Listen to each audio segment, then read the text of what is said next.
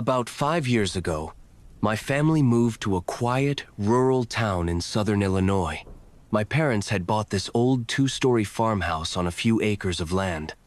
The house was a fixer-upper, but they saw potential in it. It sat right next to this huge cornfield that stretched all the way to the woods in the distance. I was 17 at the time, and honestly, I hated the idea of moving. I missed the noise of the city, the sounds of cars, sirens, even people arguing. Out here, it was quiet. Too quiet. The kind of quiet that starts to mess with your head. About a week after we moved in, weird things started happening. It started one night when I was up late in my room, watching YouTube with my window open. The breeze smelled like corn and dirt. It was past midnight, and I was getting ready to go to bed when I heard it. A soft rustling sound like someone walking through the corn. I paused the video. The rustling kept going. At first, I thought it was just wind, but it wasn't. It was slow, steady, footsteps. Then, I saw them. 2 glowing, faintly yellow eyes, deep in the field, not moving, just watching, staring straight at my window. I stood there, frozen. It felt like those eyes weren't just looking at me, they were studying me. I didn't know what kind of animal it could be, but something about the height of the eyes and how still they were, it just didn't sit right with me. I closed the window, shut the blinds, and tried to forget about it. A few nights later, my little sister came into my room crying. She said someone was standing at her window. I rushed to her room. Nothing was there, but the grass under her window was flattened, like someone had been standing there for a while. My dad brushed it off as a deer. My mom thought it might be a prank by a local kid, but I hadn't told them about the eyes I saw. The next night, we all heard it. Around 2 a.m., this loud scream echoed across the field. It didn't sound human. It was higher pitched, but not quite an animal either. Like a mix between a child and a dying pig. It lasted about 5 seconds, then stopped suddenly. Silence again. My dad grabbed his shotgun and a flashlight and went outside. I stayed by the door while he scanned the field. Nothing. No movement. No footprints. Just rows and rows of tall corn, swaying gently in the wind. About a month into living there, we finally met one of the neighbors, an older man named Tom who lived a few properties down. He'd been born and raised in the area. When my mom mentioned hearing weird noises from the cornfield, Tom's face went pale. He looked at us and said, "You didn't buy the house next to the old Tanner field, did you?" We nodded. Tom told us that years ago, something had happened there. A farmer named Clay Tanner went missing one summer. They found his clothes and boots near the edge of the corn but never found him. Some locals said he'd gone mad from the isolation and ran into the woods naked. Others said something had taken him. Since then, people talked about seeing something with glowing yellow eyes out in those rows. Something that watched. Something that remembered. Tom told us, "It don't come out unless it wants something." I asked him what he meant, but he wouldn't say more. The final straw came 3 months later. It was late September. The corn had grown even taller. That night, my dog Duke started growling near the back door. He never growled like that before. I opened the door to check. That's when I saw the shape. Taller than any man, pale skin, long arms that almost touched the ground, and those same yellow eyes. It was just standing at the edge of the cornfield, swaying slightly, like it was deciding whether to come closer. I slammed the door and yelled for my parents. When they came, it was gone. We left that house 2 weeks later. My dad claimed he was tired of the long commute, but we all knew the truth. To this day, I still dream about those eyes in the corn, watching, waiting, and I always wake up right before the scream. You've probably driven through rural towns like this before. Places where the roads narrow, the trees grow too close, and the locals watch strangers a little too long. But in 2017, 3 friends learned why you should never ignore the warnings in a town called Black Hollow. This is their story. In October 2017, Jake, Rachel, and Tyler college friends from Ohio planned a weekend getaway to hike the Appalachian foothills. On a back road detour, they stumbled upon Black Hollow, a dying town with a single gas station and boarded-up houses. The attendant, an old man with milky eyes, slid their change across the counter and said, "Y'all best be out of here by sundown. The woods ain't safe after dark." They laughed it off. But as they drove toward their rented cabin, Rachel noticed something strange. No animals, no birds, no squirrels, just an unnatural stillness. Then Tyler's phone GPS glitched, rerouting them down an unmarked dirt road. That's when they saw the first sign, literally, a rusted, bullet-riddled placard read, "Black Hollow, population 43 and falling." The cabin was older than the listing suggested, with warped floors and a sour, meaty smell. Jake found a locked cellar door, the handle smeared with something dark and sticky. Tyler joked, probably just deer blood, but Rachel didn't laugh. That night, they built a fire. Around 2 a.m., Rachel woke to scraping, like something dragging itself up the porch steps. She shook Jake awake. "Did you hear that?" Then a knock. 3 slow, deliberate raps. Jake called out, "Hello?" From the other side of the door, a voice, eerily flat, almost robotic, responded. "Hello." It was Jake's own voice, played back perfectly. They barricaded the door. Outside, the knocking turned to scratching, then to a sound like fingernails on glass. Tyler grabbed his phone and filmed the window. The footage showed a figure, pale, too thin, its limbs bending the wrong way at the joints. Its face was a blurred smear, like a photograph left in the rain. Then it tilted its head and whispered, "Let us in. We're so cold." The voice was a patchwork of their own words, stitched together. At dawn, the noises stopped. They decided to leave, but the car wouldn't start. Jake, desperate, pried open the locked cellar door. Inside, rusted tools, a stained mattress, and a wall of Polaroids, dozens of them, all of travelers like them, some smiling, others mid-scream. The most recent showed a gas station attendant with milky eyes. Written on the back, they always stop for gas. That's when they heard it, whistling from the woods. Not a tune, but perfect mimic of Rachel's scream from the night before. They ran.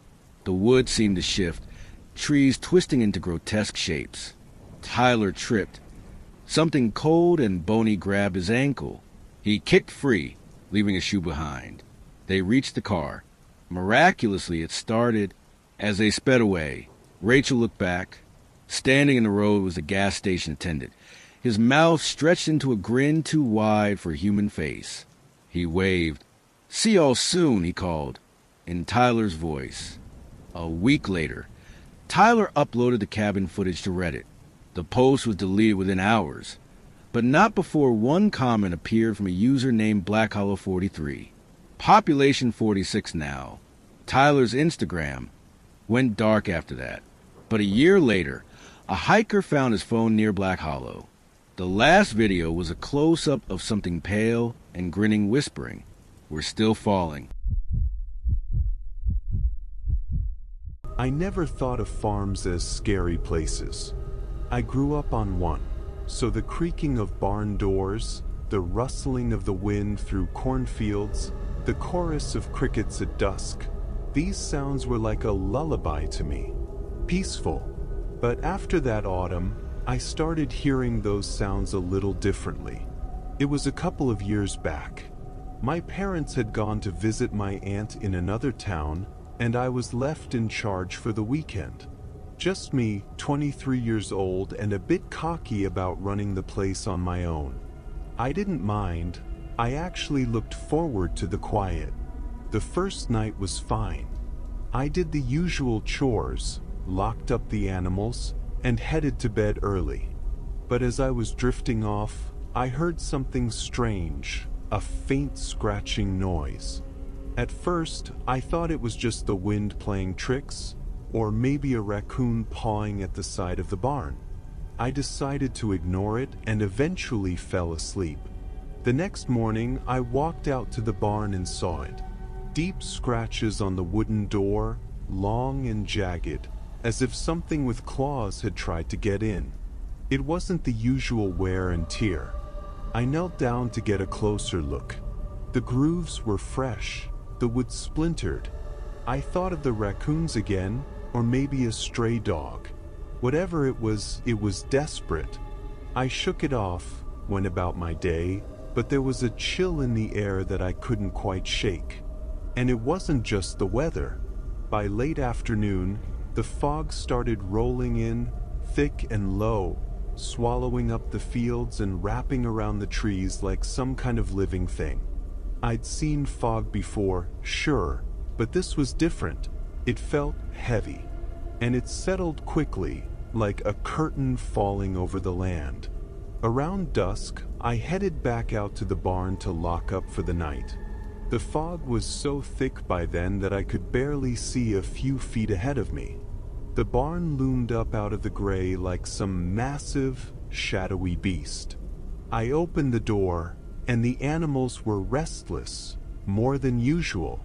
The cows stamped their feet, and the chickens clucked and fluttered. Even the old barn cat, Shadow, was pacing around nervously, her tail twitching. I tried to calm them down, but that's when I heard it again, the scratching. This time, it was louder, slow, deliberate. Not at the barn door, but from inside the walls. My heart started to pound. I moved closer, straining to hear. There it was again, a slow scrape, almost like a dragging sound, moving along the inside of the barn wall. I took a deep breath, trying to steady myself. Rats, I told myself. It's just rats in the walls. The fog was even thicker now, swirling around my feet as I walked. The knocking sound grew louder as I moved toward the fields. My breath fogged in front of me, and I could barely see my own hand in front of my face. I grabbed a flashlight and aimed it at the spot where the sound seemed to be coming from, but the beam of light cut through nothing but dusty air. The scratching stopped. I stood there for what felt like forever, just listening, my breath caught in my throat. And then it came again, this time louder, more frantic, like whatever was making it was angry now. My pulse quickened. I turned and hurried out of the barn, bolting the door behind me. That night, I barely slept. I lay awake in bed, listening, waiting for the sound to return, but the house was eerily silent. Just as I began to relax, thinking maybe it really was just a stray animal or a trick of my imagination, I heard a faint, distant noise. A low, almost rhythmic thumping sound, like something knocking softly on wood. Not at the house, but out in the fields. I told myself it was just the wind or maybe a branch hitting against something. But as I lay there, straining to hear, I realized it wasn't random. It was steady, a pattern. I couldn't just lie there, so I grabbed the flashlight and went outside, the cold night air prickling my skin. Then I saw it, just a dark shape at first, barely visible through the fog. A figure. It was hunched over, moving slowly through the rows of corn. My heart leapt into my throat. It was too dark to make out any details, but it was tall, much taller than any person should be, and thin, almost impossibly thin. I froze, gripping the flashlight so hard my knuckles turned white. "Hey!" I called out, trying to sound more confident than I felt. The figure stopped, turning its head slowly toward me. I couldn't see its face, just a dark silhouette against the gray fog. Then it started moving again, faster this time, its movements jerky, unnatural. I felt a surge of panic. This isn't real, I told myself. It's just a trick of the light. But as the figure drew closer, I heard that sound again, that steady, rhythmic knocking. I realized it wasn't a knock at all. It was the sound of its feet hitting the ground, one slow, deliberate step at a time. I didn't wait to find out what it was. I turned and ran, sprinting back toward the house, the fog wrapping around me like a shroud. I slammed the door behind me and locked it, my heart hammering in my chest. I backed away slowly, my eyes fixed on the window, expecting to see that dark shape lurking outside, but there was nothing, just fog. I spent the rest of the night sitting by the window, watching, waiting. The knocking sound eventually faded, replaced by the familiar creaks and groans of the old house settling. I tried to convince myself that it was over, that whatever I'd seen was gone. But deep down, I knew it wasn't.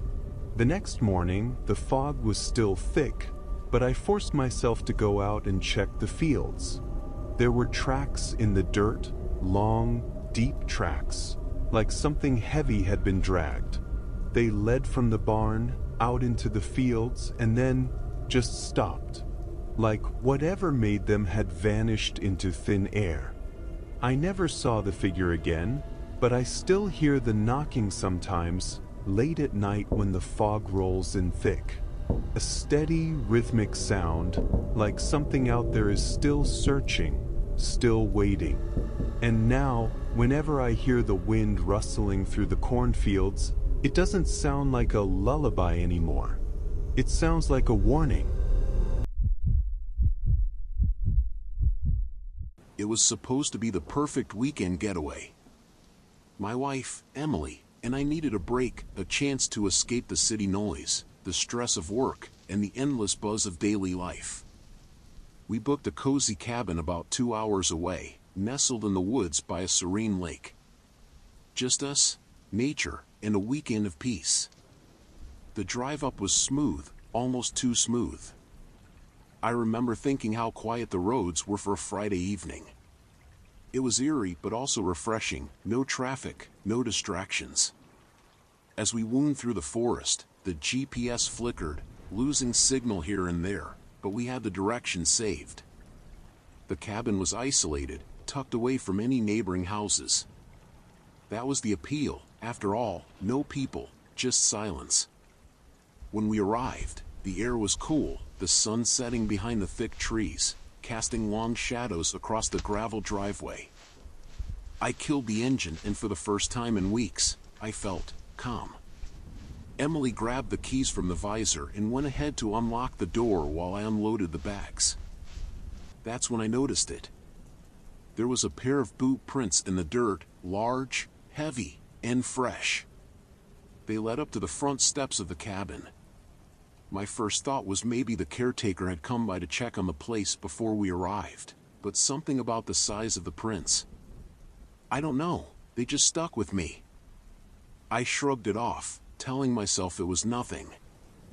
The cabin was exactly like the pictures online, rustic, clean, simple. But the silence inside was unnerving.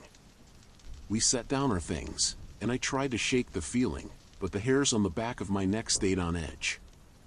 Emily noticed it too. We laughed it off as city paranoia. That night, after a glass of wine and a fire crackling in the hearth, we both began to relax. The night air was cool, and the only sounds outside were the chirping crickets and the occasional rustle of wind through the trees. Around midnight, we headed to bed. That's when the real unease started. Sometime in the night, I woke up to the faintest sound. At first, I thought it was a dream, a soft creaking, like footsteps on the porch. I held my breath, trying to listen. Nothing. Emily was still asleep beside me, so I convinced myself it was just an animal passing by. But then I heard it again, closer this time, right outside the door. A shuffle, a scrape against the wood. My heart was racing now. I slipped out of bed as quietly as I could and crept to the window, pulling the curtain back just a fraction. There was nothing. just the empty porch, bathed in moonlight. I went back to bed, but I couldn't shake the feeling that someone was out there, watching.